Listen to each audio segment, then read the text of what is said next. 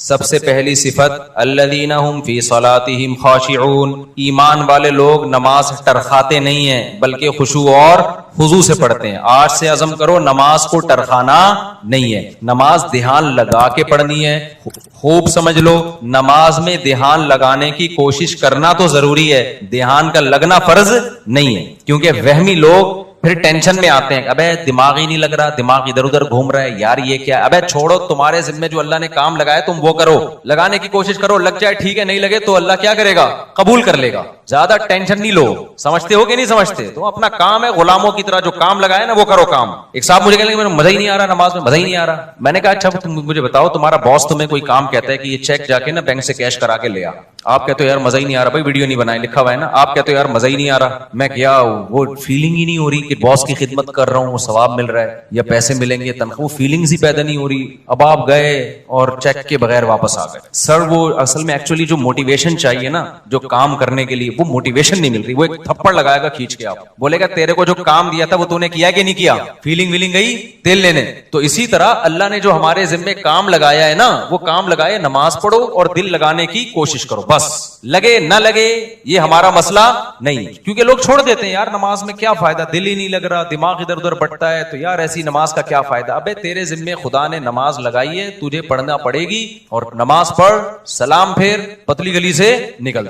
تو فرض پورا کرنا ہے ہم نے ہر صورت میں. ان چکروں میں نہ پڑا کرو کہ دل لگ رہا ہے کہ نہیں لگ رہا. سمجھتے ہو؟ تو اللہ نے فرمایا جو خشوع پیدا کرتے ہیں وہ لوگ جو ہم عن اللغو معرضون. دوسری صفت ایمان والوں کی لغویات سے بچتے ہیں، فضول کاموں سے بولو بچتے ہیں. فضول کام اسے کہتے ہیں جس کا نہ دنیا میں کوئی فائدہ ہو اور نہ آخرت میں کوئی فائدہ. پب جی کھیل رہے ہیں آپ، نہ دنیا میں فائدہ نہ آخرت میں فائدہ. فٹ بال کھیل رہے ہیں، فائدہ ہے، آپ کی صحت کیا ہوگی؟ اچھی ہوگی. اسٹیمنا فٹ بال سے ایسا بڑھتا ہے، بنتا ہے کہ آدمی خود فٹ بال بن جاتا ہے تھوڑے دنوں میں. ادھر جا رہا ہے ادھر جا رہا ہے ادھر جا رہا ہے، ایسے ہو جاتا ہے. بشرطے کہ کپڑے پورے پہنے ہوئے ہوں، 2-3 اسٹیکر نہ چپکائے ہوئے ہوں باڈی، ٹھیک ہے نا، پراپر ڈریس میں. فٹ بال ایک ایسی چیز ہے آخرت کا ہو، اگر نیت اچھی ہوگی تو آخرت کا بھی فائدہ ہوگا کہ میں صحت بنا رہا ہوں تاکہ میں اللہ کی عبادت کر سکوں، لوگوں کے کام آ سکوں، تو آخرت کو بھی فائدہ. نیت نہیں ہے تو کم از کم دنیا کو تو فائدہ ہوگا نا، آپ کی دنیا سنورے گی. اب یہ جو رمضان میں راتوں کو لڑکے کرکٹ کھیل رہے ہیں، میرا ایک بیان بڑا چل رہا ہے، اس سے لڑکوں کو بڑی موٹیویشن ملی ہے کہ اور کھیلو رات میں. وہ بیان میں نے اس پہ نہیں کیا کہ اس پہ کلپ بنانا لازمی کہ پوری بات بتانا. وہ بیان میں نے اس پہ نہیں کیا ہے کہ کھیلو، بلکہ میں نے ایک تھوڑی سی تعریف کی ہے. چلو یار پب جی سے کیا ہے، اچھا ہے، چلو دن سو کے گزار لیتے ہیں، روزہ تو رکھ لیتے ہیں نا، تو some thing is better than nothing. لیکن اصل جو کام ہے نا میرے بھائی رمضان میں، وہ کام ہے کوشش کریں رات کو تھوڑا سا وقت نکال کے تہجد پڑھ لیں اور اللہ سے دعائیں مانگیں. کرکٹ پورے سال کھیلا جا سکتا ہے. یہ جو چانس اللہ نے جو پیکج رمضان میں چل رہا ہے نا، تہجد، تراویح اور دعاؤں کا، یہ والا پیکج بعد میں نہیں ملے گا. تہجد تو پڑھ سکتے ہیں بعد میں بھی، وہ فضیلت نہیں ہوگی جو رمضان میں ہوتی ہے. دعائیں بعد میں بھی قبول ہوتی ہیں، وہ اس طرح نہیں جیسی رمضان میں قبول ہوتی ہیں. تو اس لیے جو نوجوان لڑکے ساری رات کرکٹ کھیل رہے ہیں، بھائی کھیل لیں، لیکن تھوڑا سا ٹائم اللہ کے لیے بھی بولو نکال لیں. دوسری بات یہ کہ کوئی بھی کھیل اس طرح سے کھیلنا کہ اہل محلہ کو تکلیف ہو. تکلیف دینا تو کسی صورت میں جائز. بعض اہل محلہ کی طرف سے شکایتیں آئی ہیں، کراچی میں دور دور سے لوگوں کے میسج آئے کہ آپ نے کرکٹ کھیلنے کے اور فضائل رمضان میں بیان کر دیے، ہمارا ناک میں دم کر کے رکھا ہوئے لڑکوں نے، ہمیں سونے نہیں دیتے، ہم جب سوتے ہیں تو وہ چیخو پکار کی آواز، ہماری نیند غائب. تو میں نے کہا یہ تو پولیس کنٹرول کرے گی، بھائی تھانے میں رپورٹ کرو، اس کا میرے بیان سے کوئی تعلق. میں نے تو ایک جرنلی ایک نارملی بات بیان کی ہے، یہ تو مینجمنٹ کا کام ہوتا ہے نا. دیکھو امریکہ میں، لندن میں، پورے یورپ میں آپ نے تیز آواز سے گانے لگا دیے نا، تو پڑوسی نہیں آپ کو آپ کہے گا کہ بند کرو، پڑوسی پولیس کو فون کرے گا، پولیس آئے گی بولے گی بھائی اس کو کیا کر لے، آہستہ کر آواز، اپنے گھر کے اندر سن، محلوں کو کیوں سنا رہا ہے. تو ہمارے یہاں مینجمنٹ ہی نہیں ہے. جب مینجمنٹ ہی نہیں ہے تو پھر جو کرے، پھر مجھے کہہ رہے ہیں کہ میں بند کراؤں. تو وہ اس لیے اصل کام یہی ہے کہ والذین هم عن اللغو معرضون. ایمان والوں کی علامت یہ ہے کہ وہ ایسے کاموں سے جس کا نہ دین کا کوئی فائدہ نہ دنیا کا کوئی فائدہ، اس سے ایوائڈ کرتے ہیں، اس سے اجتناب کرتے ہیں. تو آج سے دیکھیں سارا دن آپ کون کون سے ایسے کام کر رہے ہیں جو فالتو کے کام ہیں، جن کا کوئی فائدہ بولو نہیں. ان کاموں کو اپنی فہرست سے نکالیں. سمجھتے ہو کہ نہیں سمجھتے؟ والذین هم للزکاة فاعلون. زکات دیتے ہیں. والذین هم لفروجهم حافظون. اپنی شرم گاہوں کی حفاظت کرتے ہیں. الا علی ازواجہم. سوائے اپنی بیویوں کے. یہ بار بار میں مضمون بیان کرتا ہوں. اہل جنت کی علامت کیا ہے کہ بیوی کے علاوہ اس کے پاس کوئی راستہ نہیں ہے. نہ ہینڈ پریکٹس کا راستہ ہے. اللہ ڈاکٹر ذاکر نائک کو دنیا اور آخرت کی بھلائیاں دے, ہمارے لیے قابل احترام ہے, لیکن انہوں نے جو اینڈ پریکٹس والا مسئلہ بیان کیا وہ بالکل غلط ہے. اس لیے ہم کہتے ہیں مسائل مفتیان کرام کا کام ہے. انہوں نے کہہ دیا کہ مجبوری میں جائز ہے, کہیں بھی جائز ہونے کی ہمارے پاس کوئی شرعی دلیل موجود نہیں ہے. قرآن نے صاف طور پہ منع کی. ڈاکٹر لوگ عام طور پر اس کو پروموٹ کر رہے ہوتے ہیں. ڈاکٹر ذاکر نائک بھی چونکہ میڈیکل سائنس کے ڈاکٹر ہیں نا, تو ڈاکٹر لوگ کہتے ہیں اسٹریس ختم کرنے کے لیے. بھائی دنیا میں صرف اسٹریس ہی کوئی مسئلہ نہیں ہے. اسٹریس آپ شریعت کی حدود میں رہ کے تو ختم کر سکتے ہیں. شریعت کی حدود ٹوٹ رہی ہے تو پھر اسٹریس نعمت ہے اللہ کے لیے. دیکھو روزے میں بھی اسٹریس ہوتی ہے نا, دل تڑپتا ہے, منہ میں بدبو بھی پیدا ہو جاتی ہے بہت زیادہ خالی پیٹ رہنے سے. لیکن نبی نے کیا فرمایا, وَلَا خَلُوفُ فَمِ الصَّائِمِ أَحَبُّ إِلَى اللَّهِ مِنَ الْمِسْكِ. اللہ کو بدبو سے کتنی نفرت ہے, لیکن روزے دار کی منہ کی بدبو اللہ کو مشک و عنبر سے زیادہ محبوب ہے. اللہ کو میلا کچیلا رہنا پسند ہے یا صاف ستھرا؟ بتاؤ. میڈیکل سائنس بھی کہتی ہے بھائی نیٹ کلین ہونا چاہیے بندہ. اللہ میاں بھی یہ کہتے ہیں, تبھی مسواک کا حکم دیا, نہانے کا حکم دیا, خوشبو کا حکم دیا, صاف کپڑے پہنے, پاک کپڑوں. لیکن جب آپ حج کرنے جاتے ہیں تو اللہ کو میلا کچیلا حاجی زیادہ پسند. اب ڈاکٹر تو وہاں بھی کہے گا یار یہ میل کچیلا ایکچولی جرمز ایکچولی. بھائی اللہ کے لیے اب میلا کچیلا کیا ہے؟ پراگندہ بال, لمبا سفر, لمبا احرام. تبھی تو حج قران سب سے افضل ہے. ایک ہی احرام میں حج بھی کرو اور اسی احرام میں عمرہ بھی کرو, تاکہ احرام لمبا ہو جائے. کیونکہ جتنا احرام لمبا ہوگا خوشبو نہیں لگا سکتے آپ, بال نہیں کاٹ سکتے, کنگھا نہیں کر سکتے. تو دیکھو لو جو لمبے حج کرتے ہیں نا, احرام یہیں سے باندھ کے جاتے ہیں, تھوڑے دنوں میں ایسا لگ رہا ہوتا ہے مریخ سے آئے ہوئے ہیں, یہ کہیں پتہ نہیں کہاں سے آئے بندہ. تو اللہ کو یہی پسند ہے, حاجی ایسا ہی پسند ہے. نہانے کی اجازت ہے حج میں, صابن نہیں لگاؤ, خوشبو نہیں لگا سکتے. تو بس اللہ کا نظام ہے. نارمل روٹین سے اللہ نے حاجی کو کیا کر دیا, ہٹا دیا اللہ تعالیٰ نے. اسلام میں بال رکھنے کا حکم ہے, کیونکہ حدیث میں آتا ہے اللہ جمیل ہے, جمال کو پسند کرتا ہے. تو بالوں میں کیا ہے, جمال. یہی وجہ ہمارے نبی بال رکھتے تھے, بڑے بال تھے آپ صلی اللہ علیہ وسلم کے. لیکن حج میں کیا ہے, بولو, بال کٹا دو. اچھا مجھے لوگ کہہ رہے ہیں آپ کے کیوں ہیں, اب تو عمرہ کیا آپ نے. ایک صاحب کہنے لگے اس میں تو 6 عمرے اور ہو سکتے ہیں, اتنے بڑے بال ہیں. تو بھائی میں نے کہا قصر بھی تو ہے نا, ہم نے ٹرینڈ کئی دفعہ کرا لی, اب کیا ہے, قصر بھی سنت ہے, وہ بھی ٹھیک ہے. تو بہرحال بڑے بالوں میں زینت ہے. لیکن حج میں کیا ہوتا ہے, دہشت گردی کا جڑ سے خاتمہ. تو بس وہ اللہ کا حکم ہے کہ یار میرے حکم کو فالو کرتے ہو کہ نہیں کرتے. تو اسی طرح آپ کو جتنی مرضی ٹینشن ہو, اس ٹینشن کو ختم کرنے کے لیے ہینڈ پریکٹس کی آپ کو اجازت بولو نہیں ہے. اس کا ختم کرنے کا ایک ہی طریقہ ہے, نکاح کر لو جا کے. مجبور ہو کے کرو گے, کسی کا بھلا تو ہو جائے گا نا, کسی کی بچی کا, کسی عورت کو ٹھکانا تو مل جائے گا نا. تو اس لیے ڈاکٹر ذاکر نائک بہت قابل احترام, اللہ بہت دین کا کام لے رہا ہے, مگر یہ مسئلہ بالکل صحیح نہیں بیان کیا. ایک تو 3 طلاق کا مسئلہ بھی انہوں نے غلط بیان کیا, وہ بعد میں اب ان کی رائے ویسی رہی بھی نہیں ہے, اس میں لچک پیدا ہو گئی ہے. تو لوگوں نے بہت دفعہ ایسا کیا, 3 طلاقیں دے کے جی ڈاکٹر ذاکر نائک کا کلپ آیا تو بیویوں کو رکھ لیا. میں نے بار بار بتایا یہ حرام ہے. 3 طلاق قرآن نے بیان کیا, حدیث نے بیان کیا, صحابہ کا اجماع ہے,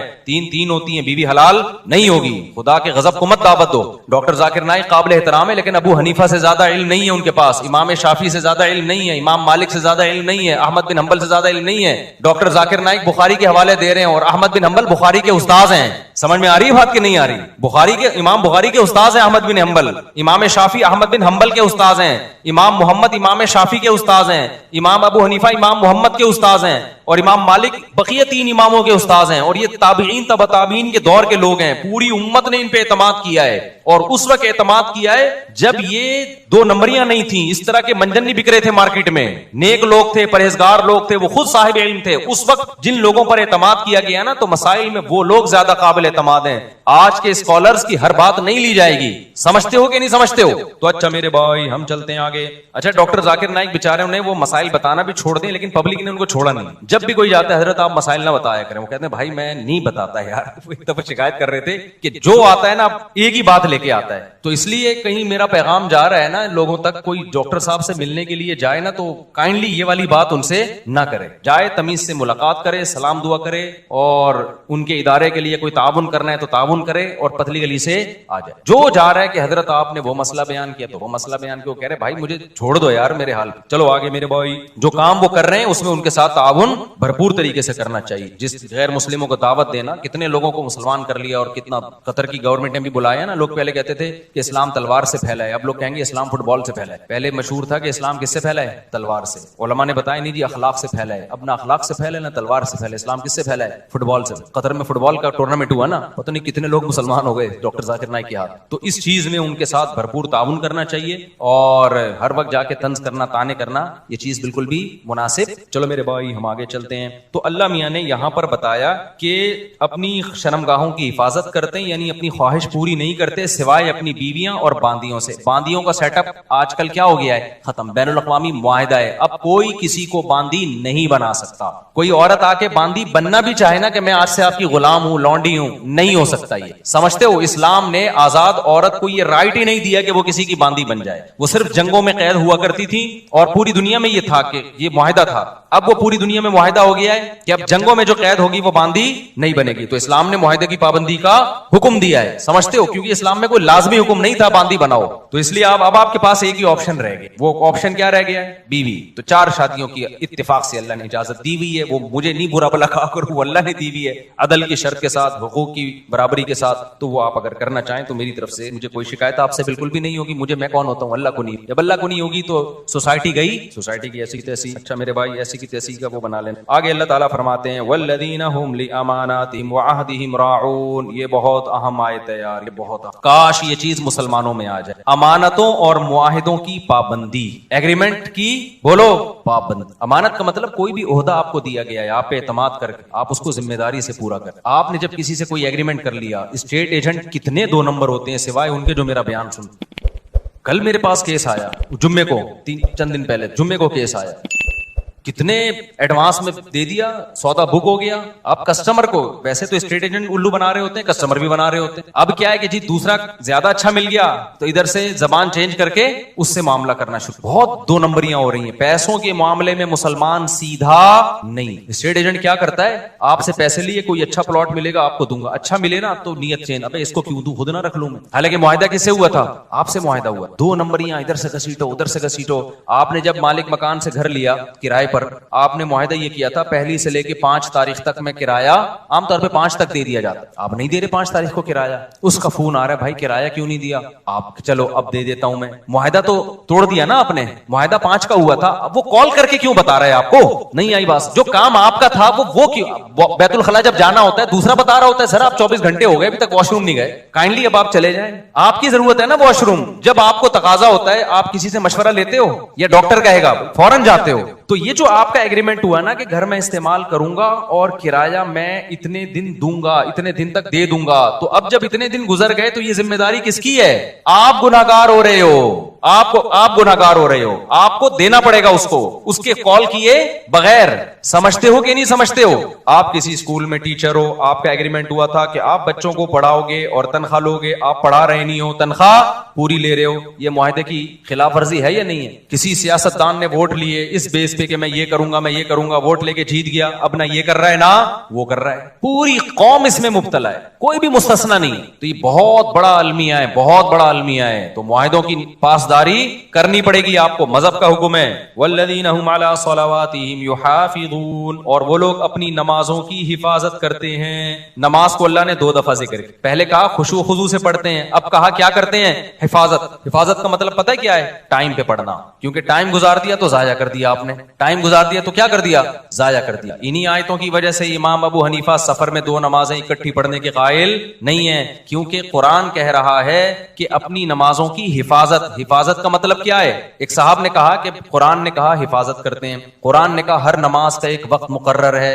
قرآن میں ہے نا ان الصلاۃ کانت علی المؤمنین کتابا موقوتا, اور یہ سفر کے بارے میں نازل ہوئی ہے کہ ہر نماز کا ایک ٹائم متعین ہے. انہوں نے کہا جب قرآن میں آتا ہے ہر نماز کا ایک ٹائم متعین ہے, تو ہمیں حدیث سے پتہ چلتا ہے کہ سفر میں 2 نمازوں کا ایک ہی ٹائم ہے. حالانکہ ایسا ہے نہیں. حدیث جبریل سے پتہ چلتا ہے کہ ہر نماز کا ٹائم کیا ہے, ہر نماز کا ایک متعین ٹائم ہے. حدیث جبریل سے پتہ چلتا ہے ظہر یہاں تک, عصر یہاں تک, عصر سے مغرب کا ٹائم, پھر مغرب سے عشاء.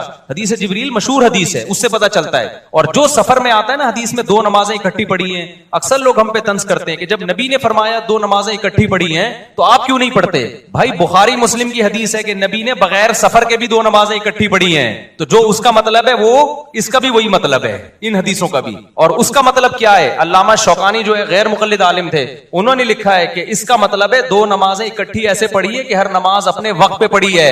ایک کو مؤخر کیا ظہر کو, اور جب ظہر کا وقت ختم ہوا تو فوراً عصر پڑھ لی, یعنی عصر اپنے وقت پہ پڑھی, ظہر اپنے وقت پہ پڑھی.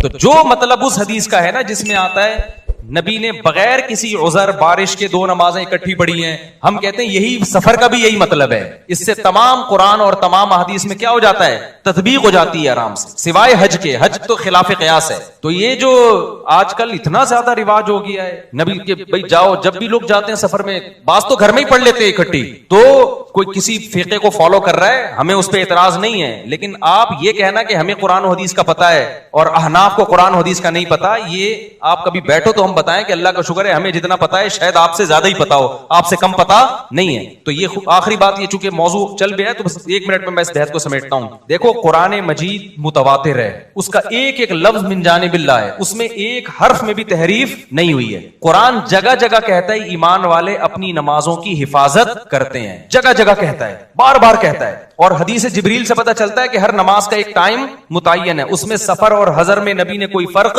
نہیں بیان کیا. تو ہم یہ کہتے ہیں کہ جو متواتر ہے نا, اس کے خلاف جب کوئی اتنی مضبوط دلیل ہوگی جو اسی جیسی ہوگی تو پھر تو مانی جائے گی, نہیں ہوگی تو اس میں تعویل کی جائے گی. تو قرآن کے مقابلے میں جو احادیث ہیں جن میں آتا ہے کہ 2 نمازیں اکٹھی پڑھی جائیں, ان کے بارے میں خوب سمجھ لو, یا تو وہ واضح نہیں ہے کہ اکٹھی کا مطلب کیا ہے, قضا کر کے پڑھی ہے یا قضا کیے بغیر پڑھی ہے, وہ واضح نہیں ہے. بلکہ صحیح حدیث سے پتہ چلتا ہے کہ اس طرح پڑھی ہے کہ ظہر کو عصر کے قریب اور عصر کو مقدم, یہ صحیح حدیث سے ہی پتہ چلتا ہے. میں انشاءاللہ اس پہ پورے حوالوں کے ساتھ ایک کلپ ریکارڈ کرواؤں گا, ابھی تو میں اس بیان کے لیے بیٹھا نہیں ہوں یہاں پہ. تو وہ احادیث جن میں آتا ہے 2 نمازیں اکٹھی پڑھی ہیں وہ واضح نہیں ہے, اور جو واضح ہیں وہ صحیح نہیں ہے, ان کی سند پہ کلام ہے. بات آ رہی ہے سمجھ میں؟ کوئی ایک ایسی حدیث نہیں ہے جس میں آتا ہو کہ نبی نے ظہر کو باقاعدہ قضا کر کے عصر کے وقت میں پڑھا ہے, اتنی واضح حدیث ہو اور بے غبار سند بھی ہو اس کی, ایسی کوئی حدیث نہیں. اگر حدیث بے واضح ہے تو سند بے غبار نہیں ہے, اور اگر سند صحیح ہے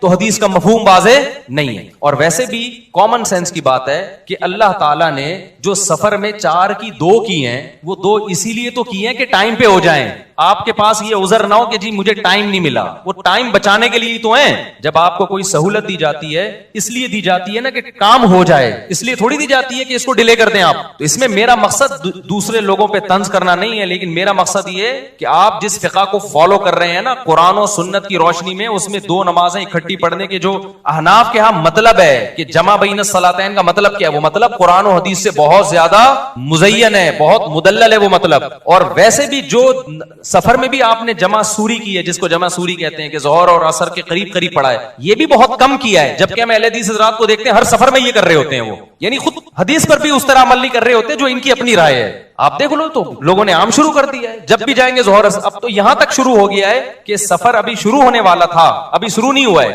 گھر میں ہی ظہر اکٹھی پڑی اور نکل گئے, اور حوالہ دیتے ہیں حضرت مولانا فلاں کرتے ہیں, حضرت مولانا فلاں کرتے ہیں. بھائی جتنا بھی بڑا مولانا ہو ابو حنیفہ کی خاک کے برابر بھی نہیں ہے, ان کی کوئی حیثیت نہیں ہے ان واعظین کی اور آج کی مولویوں کی. تو ہم ابو حنیفہ کی بات کو قرآن و حدیث پہ ہرگز ترجیح نہیں دے رہے, ہم ابو حنیفہ کی فہم کو آج کے اسکالرز کی فہم پہ ترجیح دے رہے ہیں. سمجھتے ہو کہ نہیں سمجھتے ہو؟ چلو آگے. تو اس لیے یہاں بھی قرآن کہہ رہے اپنی نمازوں کی حفاظت. یہی وجہ دیکھو فجر اور ظہر کو نہیں جمع کیا گیا, کیوں؟ دونوں کا ٹائم آپس میں ملتا نہیں ہے, دونوں کا ٹائم نہیں مل رہا آپس میں. آگے چلتے ہیں ہم. اولئک هم الوارثون, جو اپنی نمازوں کی حفاظت کرتے ہیں. اللہ فرماتے ہیں یہی لوگ وارث ہیں. کس چیز کے وارث ہیں؟ کیا ملے گا, کیا انعام ملے گا؟ بھائی اللہ کتنے پیسے دے گا ان لوگوں کو جو معاہدوں کی پابندی کرتے ہیں, ان لوگوں کو جو فضولیات سے بچتے ہیں, ان لوگوں کو جو اپنی شرمگاہوں کی حفاظت کرتے ہیں, ان لوگوں کو جو اپنی امانتوں اور معاہدوں کی پابندی کرتے ہیں. تو اللہ کی طرف سے ان کو کیا ملے گا؟ سوال پیدا ہوتا ہے کہ نہیں ہوتا؟ اللہ فرماتے ہیں میں بتاتا ہوں کیا ملے گا. الذین یرثون الفردوس, یہ وہ لوگ ہیں جو جنت الفردوس کے وارث بنیں گے. کہاں جائیں گے؟ ایسے باغات میں جن کے نیچے نہریں بہتی ہیں. کتنا قرآن میں اللہ نے جنت کا نقشہ بیان, اتنا زیادہ بیان. ہم سمجھتے ہیں کہ یہ اللہ کے معاذ اللہ سیاسی وعدے ہیں. ومن اصدق من اللہ قیلا, اللہ کہتے ہیں اللہ سے زیادہ سچی بات کوئی نہیں کر سکتا. تو میرے بھائی دکھا دے نا اللہ, تو سارے نیک پرہیزگار بن جائیں. اللہ نے کیا کیا ہے؟ چھپا دی, چھپا ہوا ہے, اس لیے ہم جیسے لوگ مارکیٹ میں گھوم رہے ہیں. آگے اللہ فرماتے ہیں, اس میں پھر اور بہت سارے احکام ہیں, وقت بہت کم ہے. آگے میں نے سورہ نور بھی تھوڑی سی بیان کرنی ہے. سورہ نور میں اللہ نے بہت سارے احکام دیے, 5 منٹ میں جلدی جلدی. پہلا حکم اللہ نے یہ دیا, الزانیۃ والزانی فاجلدوا کل واحدۃ منہما 100 مئۃ جلدہ کل واحد منہما مئۃ جلدہ. جو زنا کرنے والا مرد اور زنا کرنے والی عورت, حکومت کو خطاب ہے کہ ان کو چوک میں لے کر آؤ اور دونوں کی پشتوں پہ 100 کوڑے مارو. اے اللہ چھپڑ میں بند کمرے میں نا نا نا. وَلْيَشْهَدْ عَذَابَهُمَا طَائِفَةٌ مِّنَ الْمُؤْمِنِينَ. پوری ایک مسلمانوں کی پبلک دیکھ رہی ہو ان کم بختوں کو. آج لڑکا فخر سے بتا رہا ہوتا ہے میری گرل فرینڈ ہے, اور آج کے دور میں گرل فرینڈ کا مطلب کیا ہے؟ یہ بھی بدکار, منہ کالا کرنے والی, اور میں بھی اس کے ساتھ منہ کالا کرنے والا بدکار. اتنا گندا غلیظ جرم, اور دوستوں کو فخر سے بتا رہا ہوتا ہے کہ میری گرل فرینڈ ہے. جب بھی کوئی آپ کے سامنے دیکھو, نہی علی المنکر اپنی استطاعت کے بقدر فرض ہے. میں یہ نہیں کہہ رہا جو زنا کر رہے ہیں آپ کوڑے مارنا شروع کر دو, اس کی آپ کو اتھارٹی نہیں ہے, لیکن اتنا آپ کا فرض بنتا ہے جب کوئی دوست بتایا کرے نا میری گرل فرینڈ ہے, بول کام تو بھنگیوں اور چماروں والے کر رہا ہے. شکل سے شریف لگتا ہے, کام کیا کر رہا ہے؟ بھنگیوں اور چمارے والے. اور تھوڑے دن میں تیری شکل بھی بھنگیوں اور چماروں جیسی ہونے والی ہے. سمجھتے ہو کہ نہیں سمجھتے؟ بہت گندا غلیظ عمل ہے. قرآن کیا کہہ رہے ہیں؟ ان دونوں کو کھڑا کر کے کیا کرو؟ بغیرتوں کو 100 کوڑے مارو چوک پہ. یہ غیر مسلموں کا کام ہے بھائی, مسلمانوں کے نہیں ہے. یہ بولو یار تیری بھابھی کا فون آیا ہے, میری وائف کا فون آیا ہے, مجھے اپنی بیوی سے, جب مجھے بتاتا ہے نا مجھے اپنی بیوی سے محبت ہے, اللہ کی قسم خوشی ہوتی ہے. خاندانی آدمی ہے, دعوت پہ جاتا ہے اپنی بیوی کو لے کے, خدا کی قسم خوشی ہوتی ہے. بندہ کیا ہے؟ خاندانی ہے. عزت دار آدمی یہی کرتا ہے نا. تو یہ گرل فرینڈ, بوائے فرینڈ, بھنگی اور چماروں کے کام ہیں. اللہ کو اتنا غضب ہے. اور یہ تو اللہ نے غیر شادی شدہ کے بارے میں کہا. شادی شدہ کے بارے میں حدیث متواتر ہے کہ ان کو تو زمین میں گاڑ کے کیا کیا ہے نبی نے؟ پتھر مارے. حالانکہ نبی سے زیادہ رحم دل کوئی بھی نہیں ہے. اتنا غضب, اللہ کا حکم. نبی بھی رحم دل ہے, نبی تو نہیں چاہتے تھے اس طرح کریں, لیکن حکم کس کا ہے بھئی؟ اللہ کا. اب میرے پاس آپشن نہیں ہے. زمین میں گاڑ کے پتھر مارے گئے, پتھروں سے زندہ. ایسا نہیں ہوتا کہ زانی مرد اور زانی عورت کو بے ہوشی کا انجیکشن لگا کے رجم کیا جائے گا. نا نا نا, جو شادی شدہ یہ زنا کر رہا ہے اس کو تو اس طرح سے مارنے کا حکم ہے. اتنا غلیظ, اتنا پلید عمل ہے یہ اسلام کی نظر میں. تو جو غیر مسلم کر رہے ہیں, انگریز کر رہے ہیں, وہ نہیں مانتے آخرت کو, ان کو کرنے دو. یا فیس بک پہ دینا شروع کر دو بھنگی چمار. میں آپ لوگ کے لیے جو آپ میں سے یہ کر رہا ہے اس کے لیے لفظ استعمال کر رہا ہوں. تو اس لیے اگر کسی سے یہ جرم ہو گیا ہے بھائی, پہلی فرصت میں کیا کرے وہ؟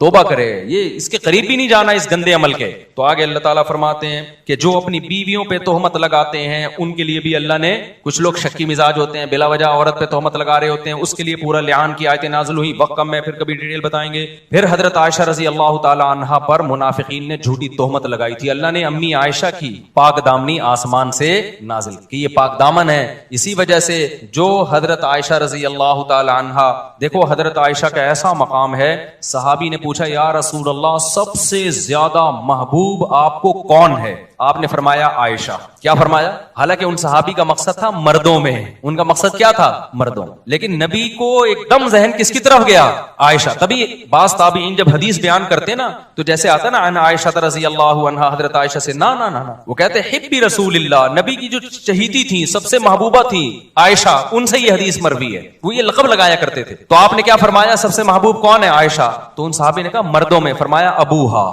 یہ بھی نہیں کہا کہ ابو بکر, نہیں آئی بات میرا خیال ہے. فرمایا عائشہ کا باپ. تو نام یہاں بھی کس کا استعمال کر رہے ہیں؟ عائشہ. تو حضرت عائشہ کی فضیلت اس سے اور زیادہ بڑھ گئی کہ عائشہ بھی محبوب اور عائشہ کا کہ والد بھی محبوب. تو اس لیے اللہ نے آسمان سے آپ کے لیے آپ کی پاک دامنی کو نازل کیا. اسی وجہ سے جو شخص بھی حضرت عائشہ رضی اللہ تعالی عنہا کو معاذ اللہ فاسقہ سمجھتا ہے, ان آیتوں کی روشنی میں وہ اسلام سے خارج. لوگ ہمیں کہتے ہیں, یہ مفتی لوگ لوگوں کو دائرہ اسلام سے نکالتے رہتے ہیں, کفر کے فتوے دیتے رہتے ہیں. بھائی ہم کسی کو دائرہ اسلام سے نہیں نکالتے, نام اس کے ٹھیکیدار ہیں. جو نکل گیا ہے اس کے بارے میں بتاتے ہیں کہ یہ مارکیٹ سے کیا ہو گیا, اسلام کی مارکیٹ سے شارٹ نکالنا تو اللہ کا کام ہے بھائی, بتانا مولویوں کا کام ہے یا نہیں ہے. تو اتنا بھی براڈ مائنڈڈ نہیں بنو کہ دائرہ اتنا بڑا ہو جائے کہ کوئی اس میں رہے نہیں. اب کوئی بتوں کی عبادت کر رہا ہے تو دائرہ اسلام میں کہوں یہ مسلمان ہے تو اللہ مجھ سے پوچھے گا کہاں سے آ گیا مسلمان بھائی جو بتوں کی عبادت کر رہا ہے. تو اتنے براڈ مائنڈڈ نہیں بنو, نہ اتنے میٹھے بنو کہ لوگ کھانا شروع کر دیں, نہ اتنے کڑوے بنو کہ لوگ تھوکنا شروع کر دیں. بیلنس ہونا چاہیے. تو دائرہ اسلام سے جو نکلے گا تو وہ مارکیٹ سے خود ہی نکلا ہے, ہم نے تھوڑی نکالا ہے. ہم بتائیں گے بھائی یہ نہیں ہے, کائنڈلی ادھر اس سے آپ کیا کریں, اوائڈ کریں.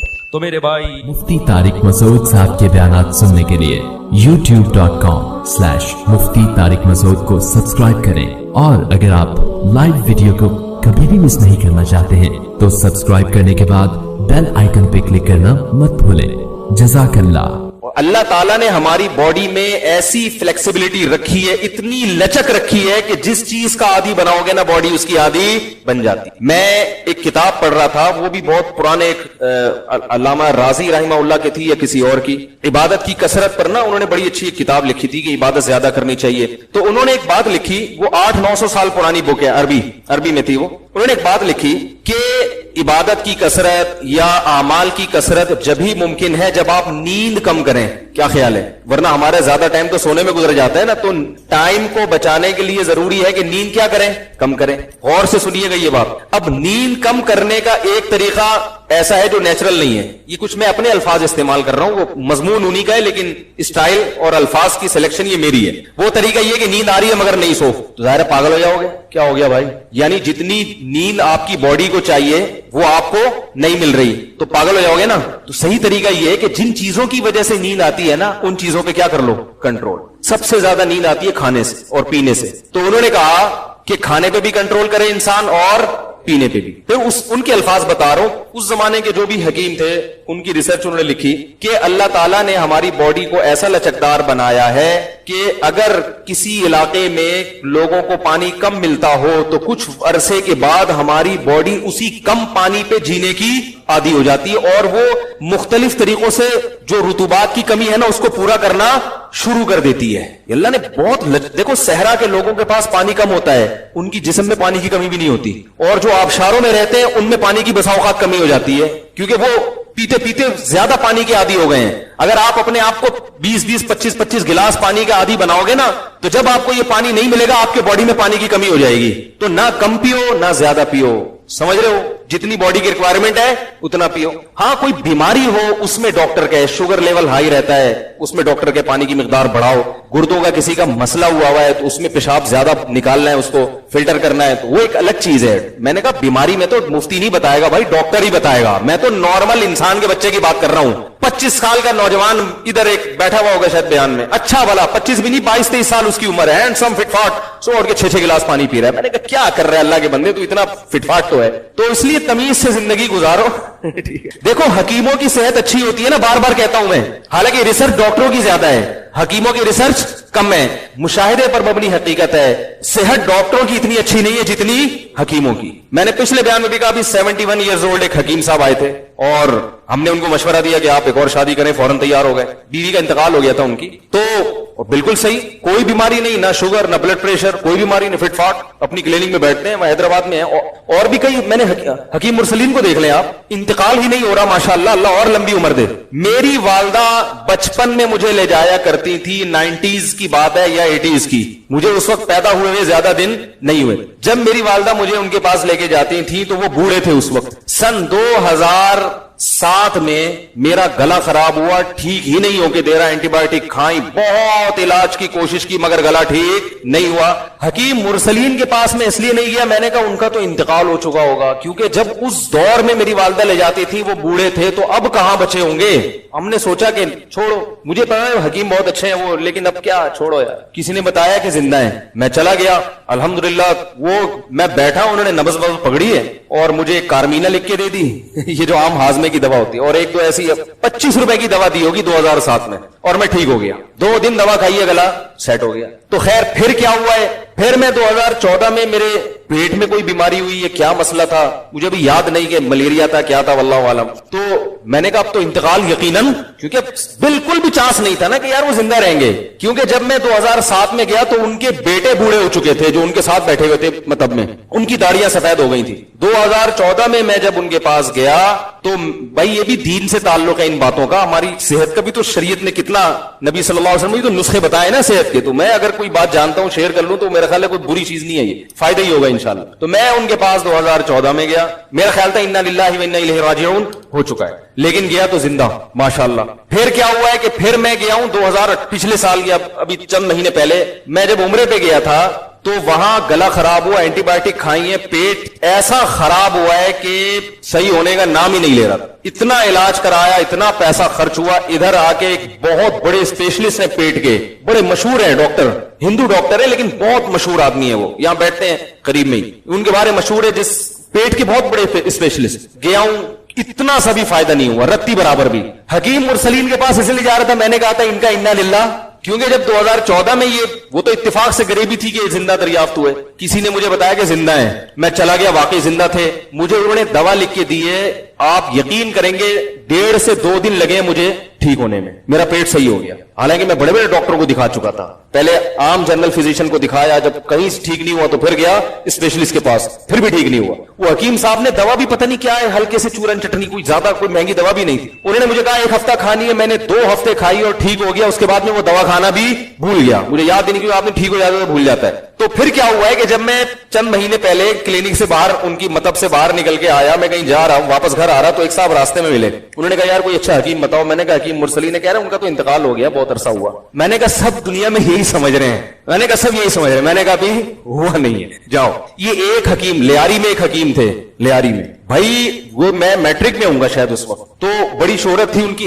तो मुझे वो नजले की प्रॉब्लम थी, मैं जब उनके पास गया तो अक्सर मेरी वालदा भी वहीं जाया करती थी, तो मैंने देखा वो 90-95 साल उनकी उम्र, खड़े खड़े मरीजों का इलाज कर रहे हैं, नब्ज चेक कर रहे हैं। मैंने कहा यार इतनी देर आज जवान आदमी नहीं खड़ा हो सकता है, खड़े खड़े क्या कर रहे हैं। तो मेडिकल साइंस की रिसर्च यकीनन ज्यादा है, लेकिन नेचुरल लाइफ किसकी होती है, नेचर के करीब कौन होता है, हकीम। तो मैं, मकसद मेडिकल साइंस की मुखालफत नहीं है, बड़ी बीमारियों में तो डॉक्टर ही इलाज करते हैं, हड्डी टूट जाए तो फिर हकीम साहब एल्फी से तो जोड़ देंगे, वैसे नहीं जोड़ सकते वो, ठीक है ना। और बड़े जो खुदा न खास्ता किसी को अटैक हो गया तो फौरन उसको लेकर जाए डॉक्टर के पास, ऐसा ना हकीम मुरसलीन के पास लेके जा रहे हो, तो वो तो हकीम मुरसलीन भी कहेगा भाई इसको तो फौरन एडमिट कराओ, कोई ऐसी खतरनाक एक्सीडेंट हो गया, कोई बड़ी बीमारी। लेकिन मेरा मकसद यहां बयान करने का डॉक्टरों की अहमियत को कम करना नहीं है, नेचर की अहमियत को बयान करना है। क्योंकि हकीम लोगों की दवाएं केमिकल से पाक होती हैं, जो सही हकीम है, जड़ी बूटियां हैं, यानी वो फितरत के ज्यादा करीब हैं, इसलिए उनके साइड इफेक्ट बोलो भाई कम है। फिर वो रात को जल्दी सोते हैं, सुबह जल्दी। डॉक्टर साहब रात को 4 बजे तो क्लिनिक बंद करके आ रहे होते हैं, और आते भी कैसे, कुत्ते उनको घर छोड़कर आते हैं। वो एक हमारे दोस्त थे, वो इसी तरह आया करते थे, डॉक्टर थे, तो पूरी रात रास्ते में कुत्ते भौंक रहे होते थे उनके पीछे, इतनी लेट नाइट आते थे। फिर सुबह फिर सिगरेट भी पी रहे होते हैं बहुत से डॉक्टर, तो फिर एंटीबायोटिक के अपने मुज़िर असरात हैं, उसके साइड इफेक्ट अलग हैं। तो इसलिए नेचुरल जो नेचर है, सुबह सुबह उठ के वर्जिश करो, प्यास लग रही है तो पानी पियो, भूख लग रही है तो खाना खाओ। हमारे नबी सल्लल्लाहु अलैहि वसल्लम, बल्कि कुरान ने सेहत का ऐसा बेहतरीन नुस्खा बयान किया, कुलू वशरबू वला तुसरिफू, खाओ पियो, हद से तजावुज मत करो, एतदाल से खाओ, एतदाल से पियो। मसला खराब होता है जब हम हुदूद से तजावुज करते हैं, खाना ऐसे खाते हैं कि इसके बाद दुनिया में कभी हमें खाना देखने को नहीं मिलेगा। पानी भी ऐसे पीते हैं कि पूरे पूरे जग पीते, प्यास लग रही होती है तो तमीज से भाई 1 गिलास पियोगे, थोड़ी प्यास बुझ जाएगी, फिर दोबारा प्यास लगे तो फिर पी लेना। इफ्तारी में देखें ना पूरे पूरे जग कैसे उंडेलते हैं, तो हर चीज तमीज से। इसी तरह जब बात चल पड़ी है तो एक और बात बता दूं, ये भी बहुत ज्यादा सवाल उठाया जाता है, कितने घंटे सोना चाहिए। देखो जब से आदम अलैहिस्सलाम आए हैं ना, उस वक्त तो डॉक्टर भी नहीं थे। सोना, खाना, पीना, ये सब क्या है, नेचुरल है या नहीं है। तो जो चीजें इंसान के लिए इंतहाई जरूरी हैं, वो फितरत ने इंसान को खुद से सिखा दी हैं, वो डॉक्टरों की तहकीक पे बोलो ना नहीं रखी। सोना इंसान की बुनियादी जरूरत है। कितना सोना है ये आपकी बॉडी आपको खुद बताएगी। डॉक्टर देखो कितना खाना ही बॉडी बताती है ना।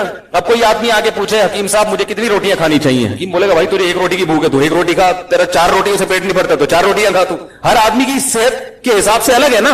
इसलिए आज क्या हमने देखा है, सबकी जबानों पे 8 घंटे सोना सेहत के लिए इंतहाई जरूरी, 8 घंटे सोना सेहत के लिए पोस्ती बन चुके हैं लोग। पूरी कौम तमीज से सो रही है, हालांकि 8 घंटे बहुत है, बिल्कुल जरूरी नहीं है 8 घंटे सेहत के लिए। तजर्बा करके देख लें आपकी नींद कितनी होनी चाहिए, जितनी नींद के बाद आप फ्रेश हो जाएं वो नींद आपकी सेहत के लिए जरूरी। तजर्बा करके देखें, रात को 4 घंटे तसल्ली से सोएं और उठें, उस वक्त तो थकावट होगी, उठ के जब वुजू वगैरह करके मस्जिद में आए आप बिल्कुल फ्रेश हो चुके होंगे। ये इसकी अलामत है कि आपके लिए कितने घंटे जरूरी थी रात की नींद, 4 घंटे। अगर आप फ्रेश नहीं हो तो आप बढ़ा दो अगले दिन टाइम, समझ रहे हैं। और अगर आप 4 घंटे फ्रेश हैं, आप 3 घंटे सो के देखें, 3 घंटे के बाद भी फ्रेश हो रहे, इसका मतलब आपके लिए रात सिर्फ 3 घंटे की नींद भी काफी थी। हर एक की बॉडी, हर एक की खुराक, हर एक की उम्र, उसके लिहाज से सोने का मयार मुख्तलिफ। हर एक का खाना जैसे दूसरे से मुख्तलिफ है ना, तो हर एक का सोना भी दूसरे से मुख्तलिफ। दिमागी काम ज्यादा है तो नींद भी खुद ब खुद, दिमागी काम ढेले का नहीं कर रहे आजकल लोग, हर वक्त फजूल चीजों में, एंटरटेनमेंट में और इन चीजों में। दिमाग थोड़ी थकता है इन चीजों में, दिमाग तो फ्रेश होता है। और नींद ले रहे हैं, घोड़े बेच के सोते हैं ऐसा, रात को 2-2, 3-3 बजे सोएंगे और 12 बजे उठ रहे हैं। और यह भी एक गलत फहमी है कि छुट्टी वाले दिन ज्यादा सोना चाहिए, पूरे हफ्ते की थकावट उतरती है। 100% गलत है, 100% गलत है। अगर आप पूरा हफ्ता थके हुए हैं, इसका मतलब ये नहीं कि पूरे हफ्ते के नींद को घंटों को जमा करके इतवार वाले दिन ग्रेवी लगाएं, वो ऐसा कुछ नहीं है। अगर आप 4-5 घंटे गहरी नींद सो जाते हैं तो पूरे हफ्ते की थकावट, बोलो भाई, उतर जाएगी। तो मैं, अगर आप इजाजत दें, बयान तो सूरह मुल्क में नहीं हो रहा, अगर आप मुझे इजाजत दें तो मैं स्लीप मैनेजमेंट के हवाले से कुछ चीजें आपको साथ को बता दूं। फिर आप बोलते हैं यार हम इस्लाही बयान सुनने आते, क्या सोने जागने में लगा दिए मुफ्ती साहब। ये भी हमारी शरीयत का हुक्म है ना, कि तबलीग में निकल के क्या कहते हैं, कम खाना, कम सोना और कम बातें करना, यही बोलते हैं ना। तो कम सोना भी हमारी शरीयत का हुक्म है, ताकि टाइम को जाया ना किया जा सके। सहाबा देखो, कुरान में सहाबा के क्या औसाफ हैं, रातों को अल्लाह की इबादत करते हैं। तो अगर ये इतनी लंबी नींद जरूरी होती तो इबादत का टाइम कब मिलेगा है। तो दो चीजों को नींद में फोकस करना बहुत शदीद जरूरी है। ज्यादा खाएंगे तो ज्यादा सोना पड़ेगा, ज्यादा खाओगे तो ज्यादा सोना पड़ेगा, ज्यादा पियोगे तो भी ज्यादा सोना पड़ेगा, ये ध्यान में रखें। जैसे पानी जाता है ना, तो भी हमारे जिस्म के जो पार्ट्स हैं वो अपने काम करना शुरू करते हैं, वो भी थकते हैं। पानी में इतना नहीं थकते।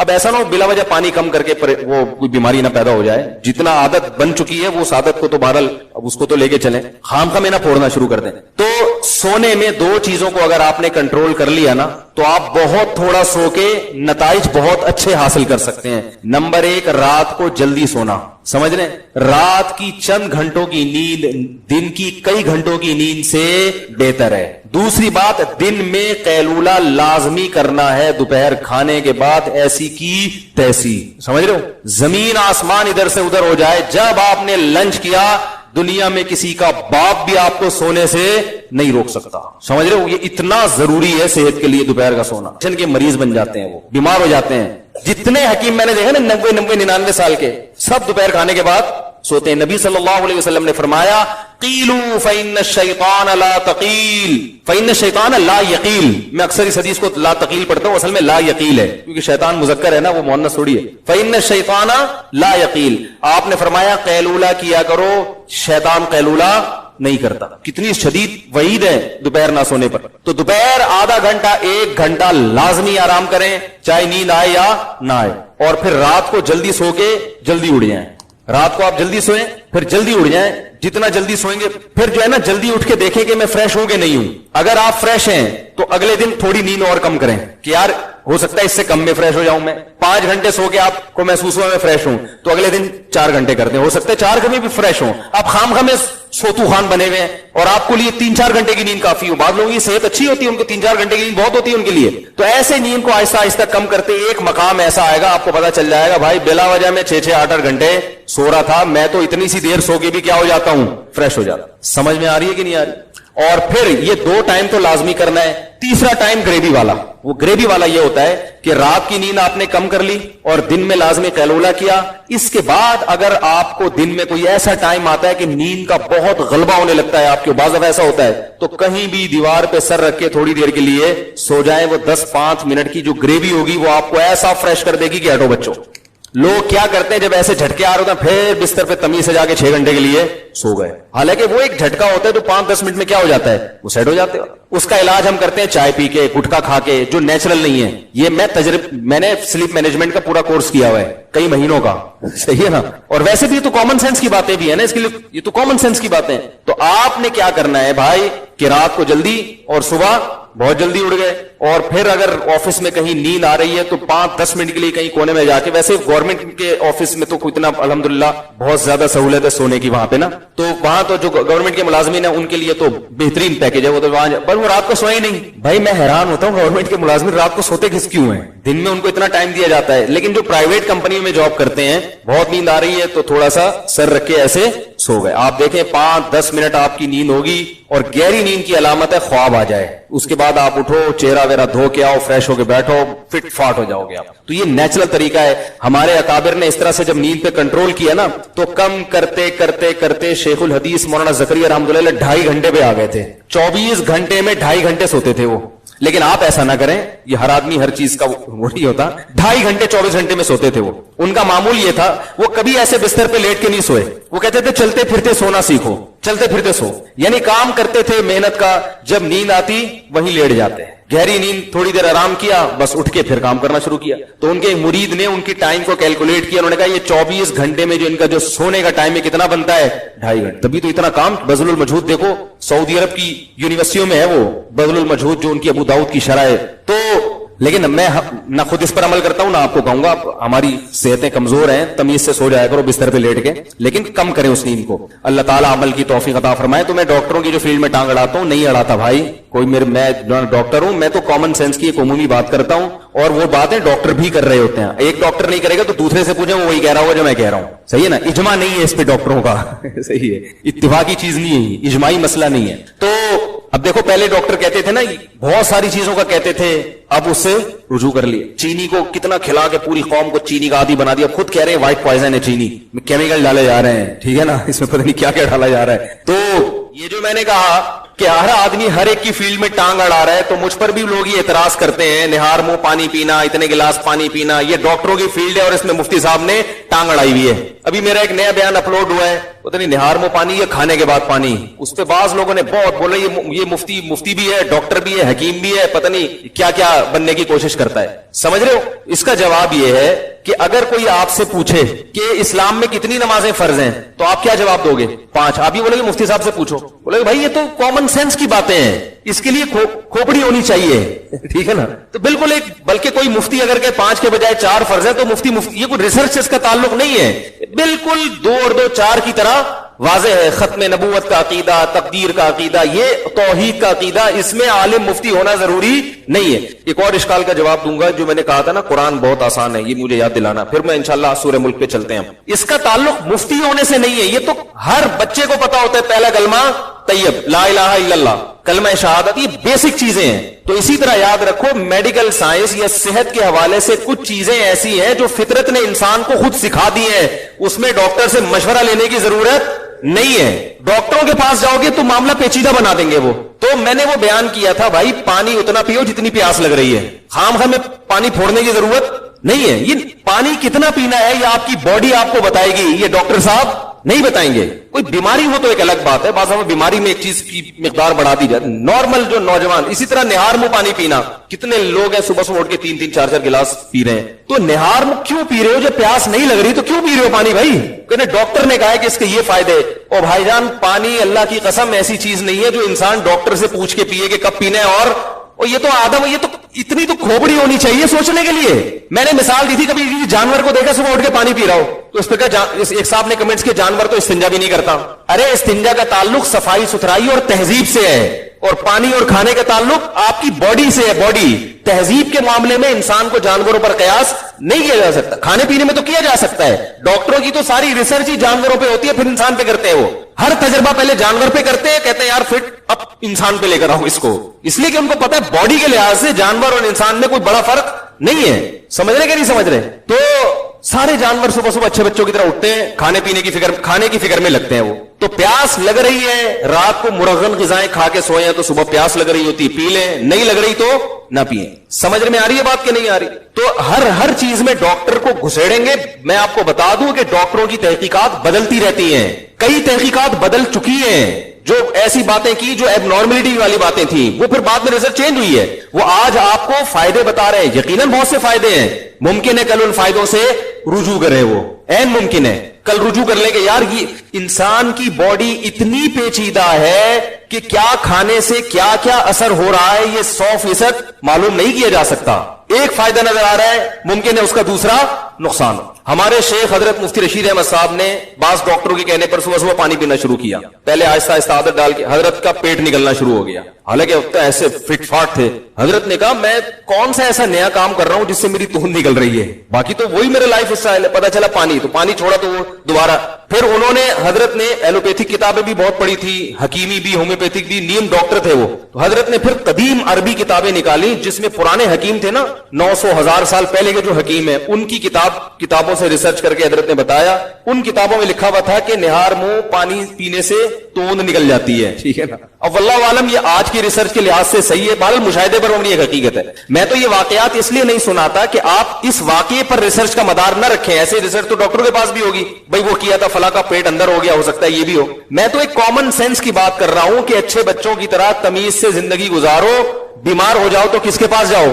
डॉक्टर के पास। नॉर्मल नौजवान आदमी, सेहतमंद आदमी अच्छे बच्चों की तरह सुबह उठे, प्यास लग रही है तो पानी पिए, नहीं लग रही तो तमीज से, भूख लग रही है तो नाश्ता करे, भूख नहीं लग रही तो नाश्ता भी ना करे, फोन नहीं करे डॉक्टर साहब को कि क्या करना है। तो ये कॉमन सेंस की बातें हैं। और ये मैं आपकी इत्तला के लिए अर्ज कर दूं कि आज असर की नमाज के बाद एक बहुत सीनियर डॉक्टर हैं, उनसे मेरी मुलाकात हुई तो मुझे तो यही तंज मेरे ऊपर चल रहे थे ना, मुस्तकिल के ये डॉक्टर की फील्ड में टांग अड़ा रहे हैं, हकीमों की फील्ड में, डॉक्टरों की फील्ड में, हकीमों की फील्ड में तंज हो रहे थे मेरे ऊपर। तो आज असर की नमाज के बाद एक बहुत सीनियर डॉक्टर है, मैं उनसे मिला, मैंने कहा डॉक्टर साहब मैंने बयान में ये बात कही है कि पानी उतना पियो जितनी प्यास लग रही है, सुबह बिला वजह पानी पीने की जरूरत निहार मुंह। उन्होंने कहा 100% दुरुस्त, ठीक है, ये डॉक्टर की बात बता रहा हूं। बड़े बूढ़ा डॉक्टर, वैसे भी ज्यादा पढ़ा लिखा होता है, वो काफी लोगों को कब्रिस्तान पहुंचाने के बाद जाके इस मकाम तक पहुंचा होता है कि अब वो तजर्बा भी तो होता है ना, एक मजाक कर रहा हूं, तजर्बा भी तो होता है ना। उन्होंने कहा कि उनके अल्फाज हैं, फितरत के कामों में टांग नहीं अड़ानी चाहिए, ये उनके अल्फाज बयान कर रहा हूं।